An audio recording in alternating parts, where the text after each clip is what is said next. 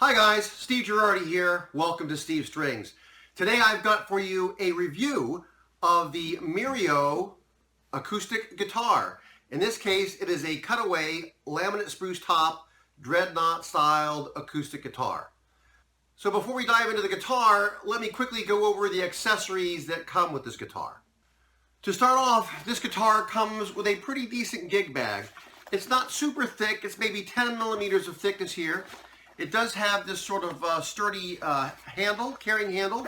It has two basic shoulder straps, and it has a fairly substantial pocket that bellows, so you should be able to get all of your accessories and sheet music into this gig bag. This guitar also comes with a basic shoulder strap. It comes with a pick guard. It comes with a couple of picks or plectrums. It comes with an Allen key to adjust the truss rod, and that'll be important, we'll see here in a minute. It comes with a basic capo. It comes with an extra set of strings. It comes with a cleaning cloth, and it comes with a basic tuner. So this kit has everything a beginner needs to get started playing the acoustic guitar. So now let's go ahead and actually look at the guitar. Alright, let's go ahead and look at this guitar. To start off with, the nomenclature on the Amazon page for this describes this guitar as having a mahogany neck. It's a laminate spruce top and a laminate sapele back and sides.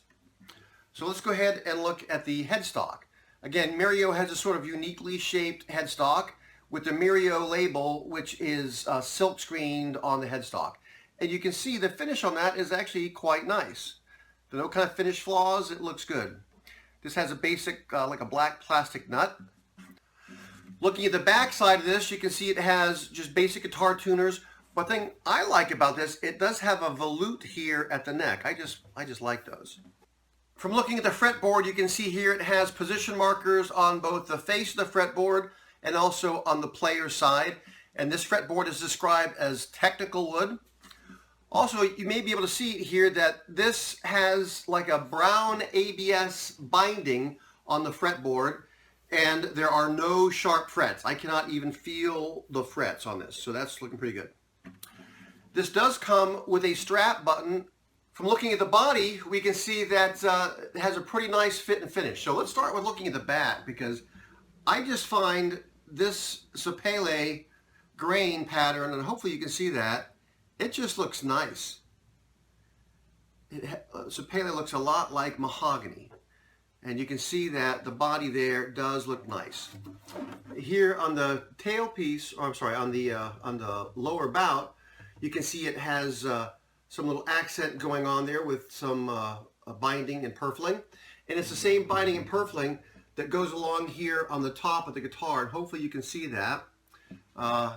Yeah, it looks like it has the binding and then a line of white purfling and then brown purfling. And again, it's got that here on the sides as well. So the back and sides of this look nice. Let's go ahead and take a close-up look here of the rosette. And the rosette, actually from looking at this closely, the rosette looks like it is a decal. But I had to look closely to see that. It is really quite nice looking. From looking inside the body of this instrument, I can see that it looks pretty well built. It was very neat and tidy, no significant glue squeeze anywhere. Basically, it looks like it's a good, solid build. Let's go ahead and look at the bridge on this. And again, this bridge looks like it's also, that's like sort of a black technical wood. And it does have a compensated black plastic saddle. And of course, this is a pin bridge. So, first impressions of this, fit and finish look good. The only finish issues I found were little ones, and you may not be able to see it. Right here, there's a little dark spot. It looks like it might have been maybe some glue that sort of got kind of stuck there. And you may not even be able to see this here, but around the bridge, you can see that when they glued it down, there was some glue squeeze out, which is typical for this. When they wiped it away, it wasn't quite wiped away cleanly. But you can't see it unless you get it in just a certain light. So otherwise, the basic build on this is looking good. So now let's go ahead and see how this sounds. Let me start by saying this instrument is as it came out of the box. I have not tried any setup yet. I have not adjusted the tuning machines at all. So right now, this is how it came out of the box. So you can hear that the strings are making contact with the frets. And so what does that mean? That means at the very least this truss rod needs to be adjusted. Let me go ahead and get a straight edge, and I'll put a straight edge on here for you so you can see how straight the neck is prior to doing any adjustments. Alrighty, I have a straight edge lying here on the soundboard. And so that means that this should be flat and level with the bottom of the fretboard. But you can see here that the neck falls away. When it first starts out here at the body, you can't see any of the fretboard. But then as you go down this ruler here, you can see that the fretboard is more and more exposed. What does that mean? That means that right now there is a back bow in the neck.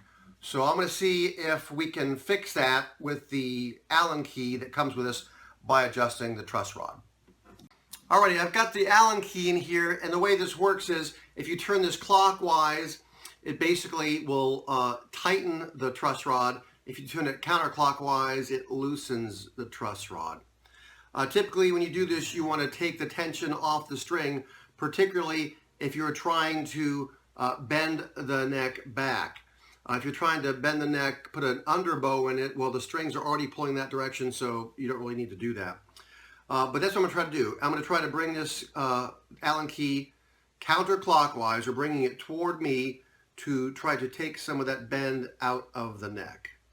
All right, I've gone ahead and tried to adjust the truss rod, and I was only able to turn the truss rod about a quarter of a turn before it basically just would not move anymore. So let me go ahead and put that back in here. And you can see here, I'm pushing on this pretty hard, and right now that is just not moving any farther to the left. And so right now, when you check the sound of this, you can see it's still doing that. So again, just to give you a sense here, I start off down here on the body, and there's buzzing even here.